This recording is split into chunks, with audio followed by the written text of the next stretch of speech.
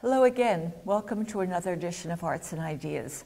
I'm Sue Swinand, and today we're over at the Worcester Center for Crafts, and we're talking with an artist, Donna Dufault, who has a beautiful show of photography here called Culinary Imaginings.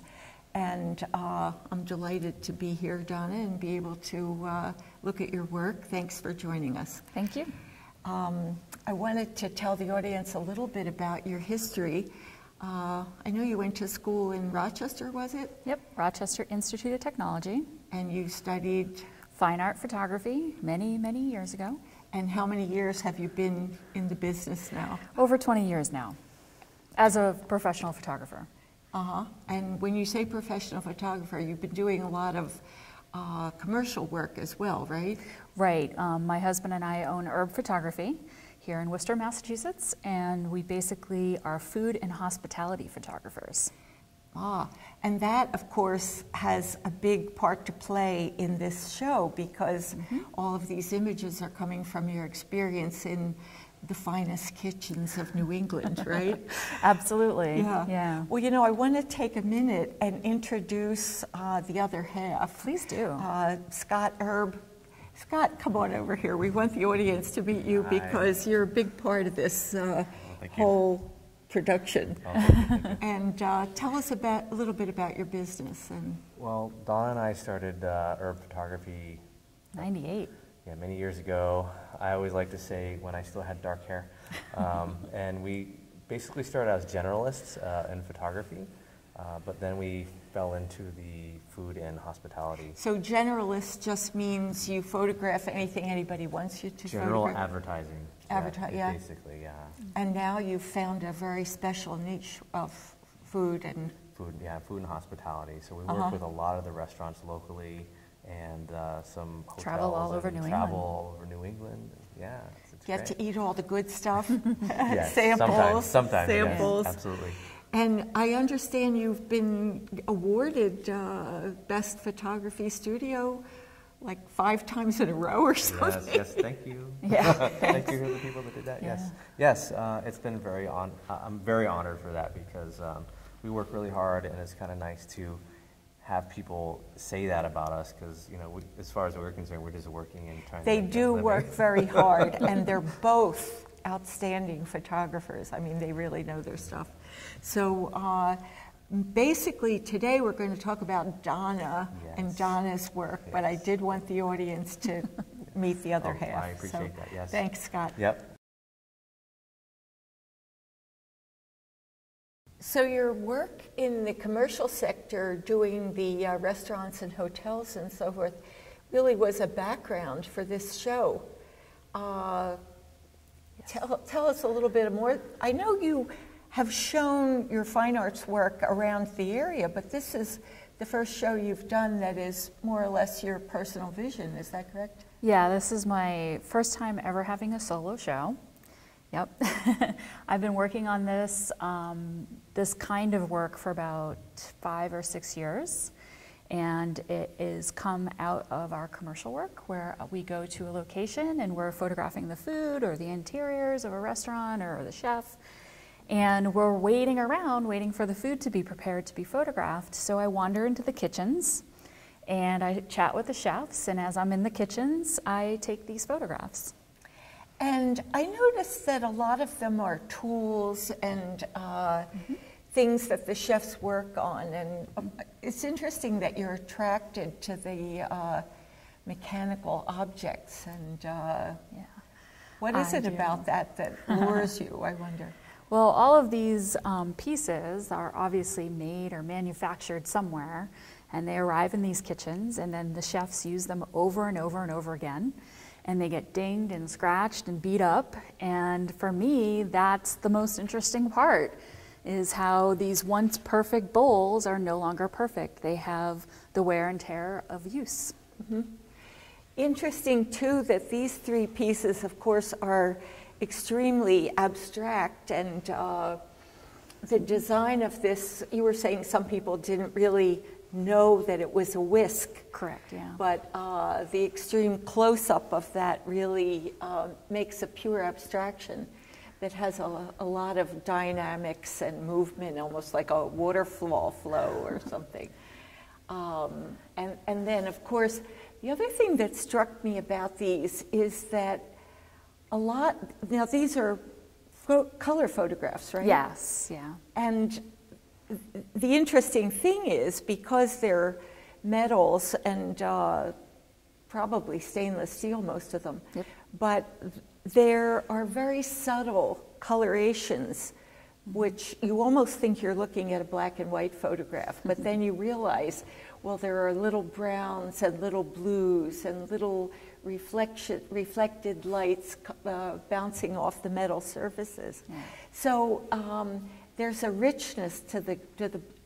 I would call these almost black and white, but they have that warm, cool tonality. I did go black and white in a few of them because the lighting in the kitchen was not good. It was like a really yellow. Is this one black and white? So these are color, and that one is black and white. I thought so. Yeah. I thought so. Can you see the difference between the little nuances of warm, cool, and then just the blackness of this one? Yeah, I play a lot with the depth of field. Yeah. This one is almost abstract because of it. Very little is in focus, and just finding a strip to be in focus there, but still hinting at the circular bowls. The detail of that one area that is the distance from the camera. Yep. And there's a name for that, isn't there? Well, in this case, it's very, very short depth of field. Yeah. Yeah. Okay. Shall we look at some more and get a few more images?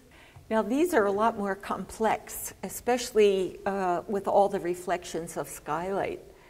You know, I was wondering, when you do a show like this, your objectives must be different. Like, how does that work, comparing your commercial work with your personal work? Right. Usually when we do our commercial jobs, we're working for a client and they want specific things. They want a specific dish or a specific person or a location photographed, and they want it done in a beautiful way. Where when I'm working for myself or I'm seeing things as I'm walking around, like for this, I literally walked by this and thought, oh my God, that's beautiful. But the servers were just putting down glasses, getting ready for the evening. And when I was doing that, they were like, what are you taking pictures of? You know, and I'm like, look how beautiful this is. You know, the green grass in the background, the reflection on the surface. So I just like to capture these little moments that other people just pass right on by. You know, it also has the feeling of one of those infinity mirrors where you go deeper and deeper and deeper, and it keeps repeating and repeating and repeating. And of course, all the confusion of the lights bouncing in every different direction. You were telling me about bokeh, which was a Japanese concept for something that I thought had to do with the depth of field, and you explained it to me a little differently. What is that? Well, it's when you're trying to achieve like these beautiful little circles that happen when the lights are out of focus in a background or a really close-up area. Like where I'm focusing right in the middle of this plane, so everything behind it went out of focus, including these little points of light. So that creates the bokeh. So it's not just the depth of field, like on the whisk, there was depth of field variation. I think this one you said really shows the example of these little floating will-o'-the-wisps, like fairies in the woods, you know, kind of So it brings a certain imaginary kind of effect to it, whereas that one rim of the plate is of the glass is so perfectly focused and very magical. Yeah. Okay. We were just laughing because I was noticing red dot, red dot, red dot, red dot, red dot, red dot. Congratulations and nice going, Worcester. Yeah. Hey, you know, I noticed this is a really good example of the color and the black and white, because you said this group is black and white, except for this one. Right. Can you see it? Can you see that little nuance of color? Isn't that lovely?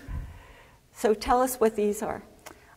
These are what I'm calling my wabi-sabi pans, because they are the dented, beat up, overused, continually being used in the kitchen pans.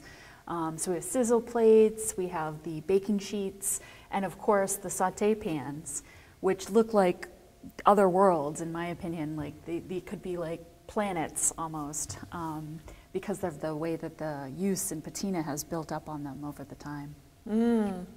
I just love the rhythm of this, though.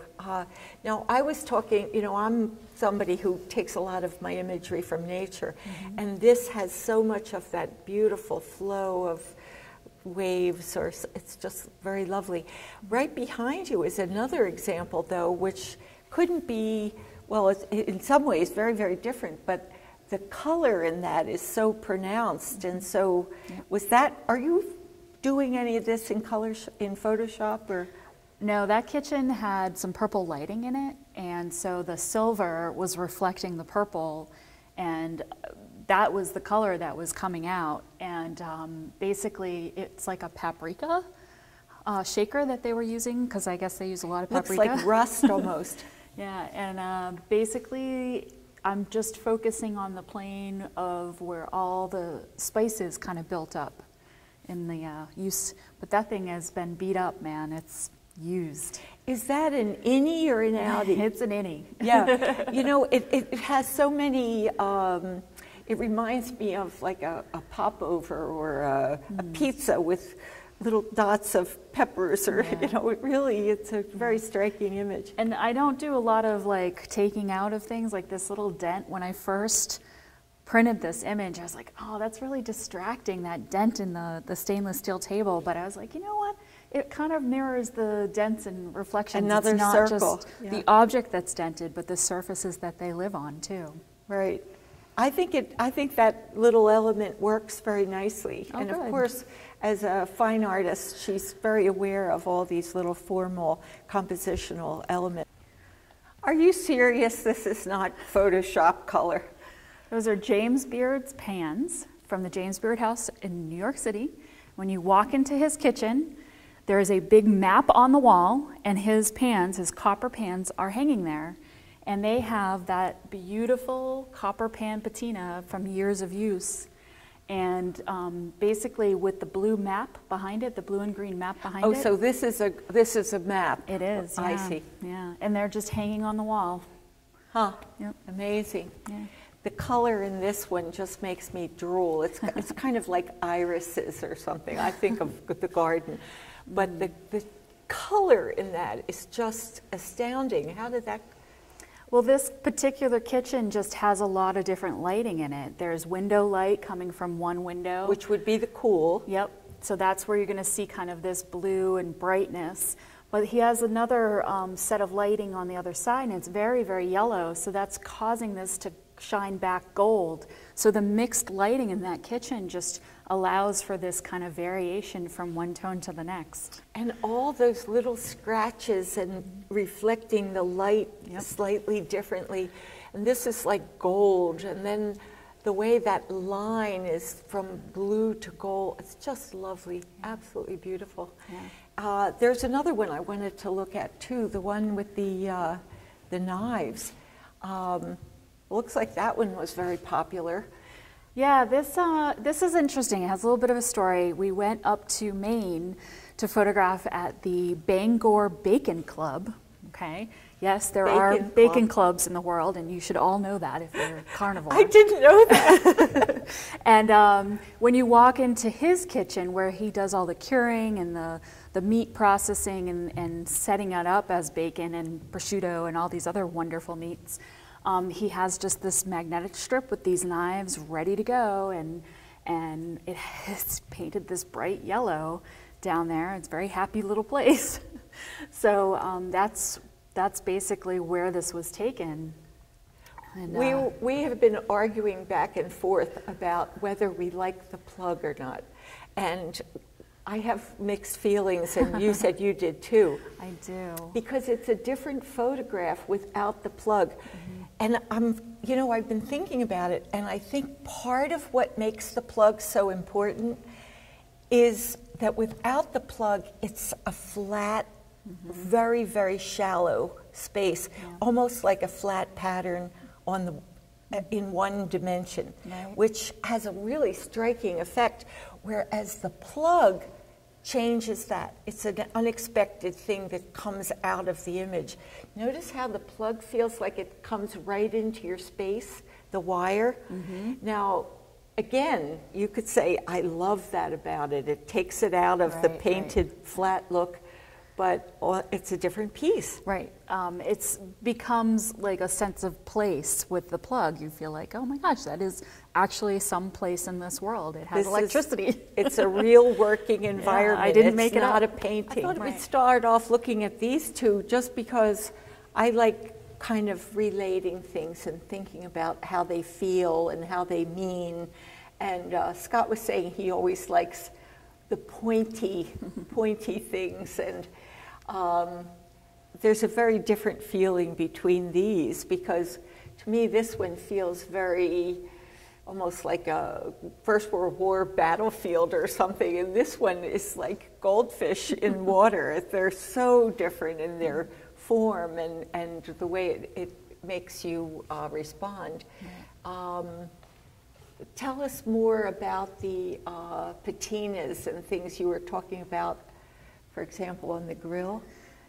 Right. So, I was concerned when people would see the show if they would look at some of this stuff and think, oh, it's kind of just a bunch of dirty dishes. But it's not actually a bunch of dirty dishes. This stuff is cleaned really well, and it's evident here especially. You can see all the scrub marks. The way the light highlights how much care is taken to clean these things. And grills, they have what we call seasoning. So if you're grilling steaks and you're grilling hamburgers and things like that, of course you clean them, but it gets seasoned over time, and that's what actually adds a lot of flavor to the foods. Like the mold in the cheese factory. Well, you can't have really good blue cheese without that mold. Absolutely. I love the way the lines pick up the color. Yeah. They're so fine. Yep. And the repetition of those thousands of very fine hairlines against that massive form. It's very poetic. Yeah, it's beautiful. Nice. And also the way you use pattern is very lovely. The repetition of like elements, and that really has something that seems to be consistent in your work.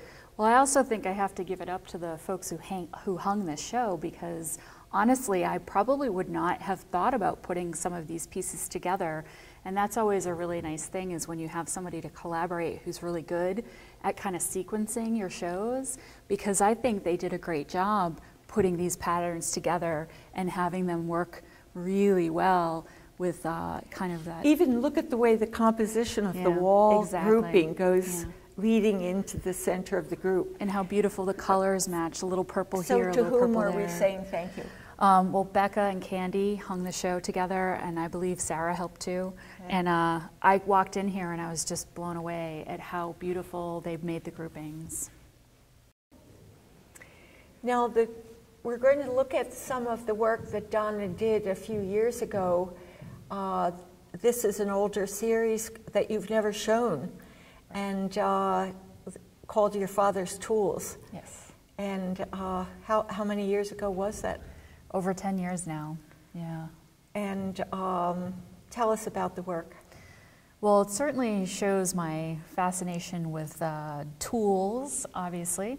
My dad had a two-car garage, and it was just filled to the brim because he was a mechanic. Not with cars. Not with cars, but with tools. And so when he got diagnosed with cancer, the first thing I wanted to do was document his garage. So I ran in there with my camera and took 5-6 rolls of film. This was back in the film days. And they were terrible, just awful. Really? Yeah, I mean, I was way too emotional and whatever. So after he passed away and we needed to clean the garage out, I would take these things back to the studio and I would create still lifes. And this resulting body of work is from that time where I took his boards and his workbenches, and I took the tools and I just spent time with them creating these pieces in memory of him. What's amazing about them is the abundance, this mound of connectors, this mound of bolts or screwdrivers or whatever. Yes. And it kind of encapsulates his life in such a very poetic way. The other thing I love about them is the grittiness and graininess, and you can just feel the oil is still on them from his hands, and it's a really beautiful tribute. And compositionally, they're so interesting. Mm-hmm. I worked really hard on the compositions. I wanted everything to be placed perfectly, and I really spent hours and hours creating them. And so you'll see things like vice grips with ball bearings, or just a bunch of bolts, or C-clamps. He had tons of these things all over the place, and I just put them down on his workbenches and created little patterns or things. But they're so beautiful. Just formally, they're so beautiful. They really are.